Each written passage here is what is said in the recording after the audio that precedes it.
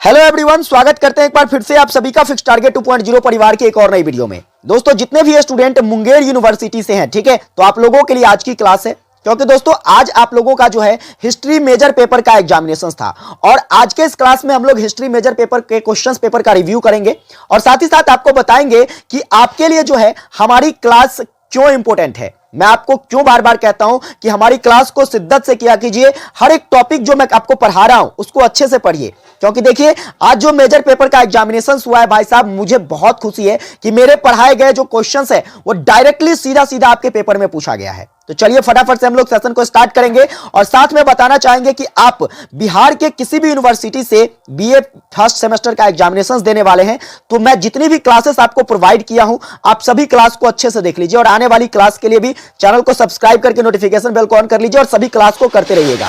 चलिए हम लोग फटाफट से क्वेश्चंस को रिव्यू करेंगे।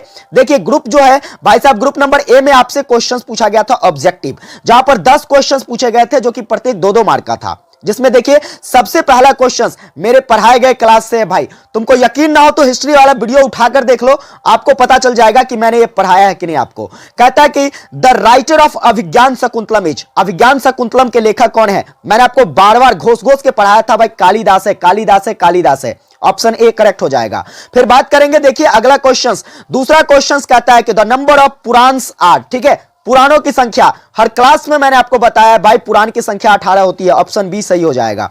चलिए आगे बात करते हैं। आपका अगला नंबर क्वेश्चन कहता है कि as a cultural centre Kanchi was to, यानी कि कल्चरल सेंटर, ठीक है, कहता है कि एक सांस्कृतिक केंद्र के रूप में जो है कांची जो है किससे संबंधित है। तो मैंने बार बार आपको पढ़ाया था यह पल्लव वंश से संबंधित है, ऑप्शन आपका बी हो जाएगा। फिर बात करते हैं अगला प्रश्न, देखिएगा द 23rd तीर्थंकर ऑफ जैन वाज, ठीक है, यानी कि जैन धर्म के जो 23वें तीर्थंकर है, मैंने आपको बार बार पढ़ाया है कि जैन धर्म का 23वां तीर्थंकर जो है भाई साहब आपका पारसोनाथ है, ऋषभदेव पहला तीर्थंकर है और इसके बाद महावीर स्वामी जो कि अंतिम 24वें तीर्थंकर है। मैंने आपको बार बार पढ़ाया था और देखिए डायरेक्टली क्वेश्चंस आ रहा है, इसीलिए किसी भी यूनिवर्सिटी के बच्चे आप सीधा सीधा आप हमारी क्लास को पढ़ते जाइए। पूरी गारंटी देता हूं आपको हमारे क्लास से बाहर क्वेश्चंस नहीं आएगा। एक क्वेश्चंस ये है जो कि मैंने अभी तक आपको नहीं पढ़ा है, क्योंकि मैं अभी तक इस यूनिट पर पहुंच नहीं पाया हूं। क्वेश्चन है, क्या कहता है कि लिंगायत आंदोलन के संस्थापक, तो नोट करिएगा भाई साहब, लिंगायत आंदोलन के संस्थापक जो है भाई साहब कौन है, वह वसव है, ठीक है, कौन है, वसव, ऑप्शन नंबर ए हो जाएगा। चलिए आगे बात करते हैं। आपका अगला प्रश्न क्या कहता है, स्टार लगाइए। देखिए कहता है यहां पर महाभारत के किस पर्व में वर्ण व्यवस्था का उल्लेख। महाभारत को तो मैंने खोद कर आपको पढ़ाया था और आपको पता होगा कि भाई साहब वर्ण व्यवस्था का उल्लेख जो है महाभारत में कहां पर, एक तो वन पुराण में किया गया है या वन पर्व में किया गया है, इसके बाद भाई साहब दूसरा जो है अनुशासन पर्व में किया गया है। तो वन पर्व तो यहां पर दिया नहीं गया है, इसलिए इसका सही आंसर क्या हो जाएगा, अनुशासन पर्व हो जाएगा, ऑप्शन ए हो जाएगा। फिर बात करेंगे अगला प्रश्न। देखिए यह भी प्रश्न मैंने आपको बार बार पढ़ाया है, इतिहास का जो वीडियो है उठाकर देख लो, सारे प्रश्न आपको वहीं से मिलेंगे। सत्यमेव जयते किस उपनिषद से, मुंडकोपनिषद से लिया गया है। आगे बढ़िए, अगला प्रश्न क्या कहता है। देखिए अगला नंबर प्रश्न ये भी मैंने आपको नहीं करवाया है क्योंकि अभी तक हम यहां तक पहुंचे नहीं है।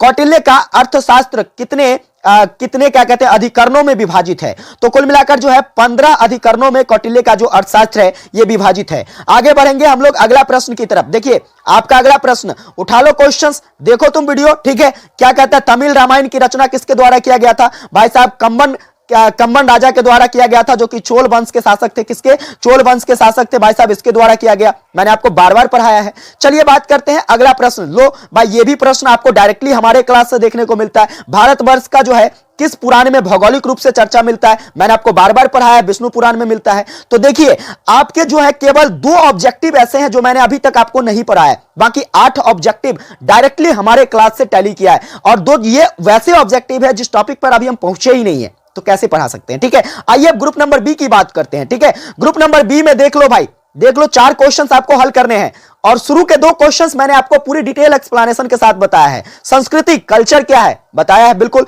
पुराण, डिस्क्राइब द पुराण, पुराण क्या है मैंने बताया आपको। आगे देखिए, आगे भाई साहब आपका कहता है महाभारत का चर्चा करने के लिए, महाभारत इन इंडिया लिटरेचर, ठीक है, भारतीय साहित्य में महाकाव्य जो है महाभारत की क्या भूमिका है इसकी विवेचना करिए।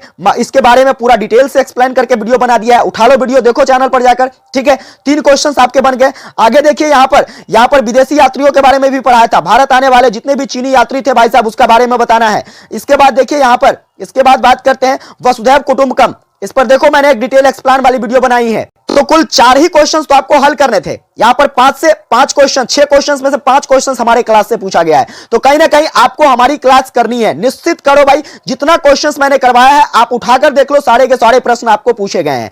बात करते हैं लॉन्ग टाइप क्वेश्चन, जो कि 3 क्वेश्चंस आपको बनाना था, ठीक है। 10 नंबर के क्वेश्चन थे।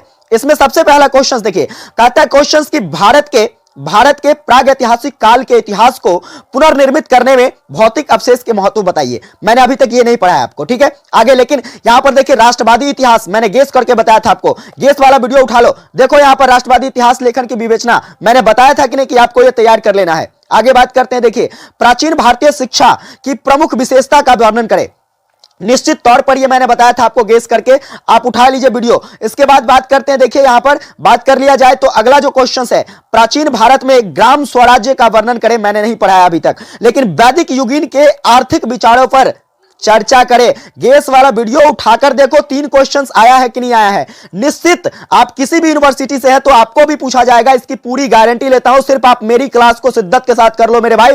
एक एक पॉइंट्स जो मैं आपको पढ़ाता हूं कहीं ना कहीं आपको निश्चित कर लेना है, अच्छे से तैयार कर लीजिए। निश्चित ही आपके पेपर जो है बहुत अच्छे जाएंगे, इसकी पूरी गारंटी देता हूं। अगर ये क्लास आपको हेल्पफुल लगी हो, चैनल पर नए हैं सब्सक्राइब कर लीजिए। आने वाली क्लास के लिए आप नोटिफिकेशन बेल को ऑन कर लीजिएगा। जैसे ही क्लास आए नोटिफिकेशन आपके पास जाएगा और आप तैयारी अच्छी कर पाओगे। सेशन को एक प्यारा सा लाइक करके अपने सभी दोस्तों को शेयर कर दीजिए। विशेष आप लोगों से अगली क्लास में मिलेंगे, तब तक के लिए जय हिंद, वंदे मातरम।